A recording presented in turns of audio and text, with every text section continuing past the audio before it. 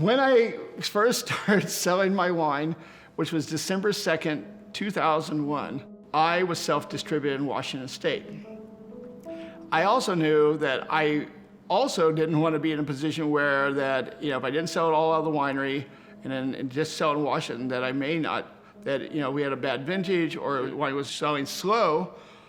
My deal was I'd price the wine at a price that if I sold it at out-of-state wholesale price, what they call FOB, which is essentially half a retail, that my business plan worked.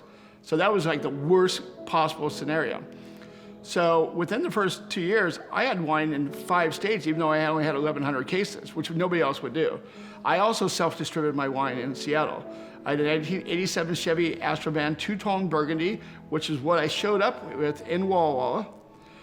And what I would do once I released my wine was I would load up 84 cases. I would drive it with the front wheels barely on the ground from Walla Walla, Washington, 287 miles to Seattle. I would basically pick the place that I thought would buy the most wine so I could take the most weight off the van first.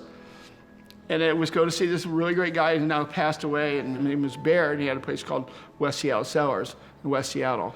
And I introduced myself, and I heard about this great little wine shop. He goes, "What do you have?" I said, "I only have one wine." "We'll bring it in." We'd pull the cork and pour it for him. And he says, "This is delicious." I said, "Yeah, I made 330 cases and I'm self-distributing." He goes, "Well, when can you deliver something?" I said, "Now, it's in the van."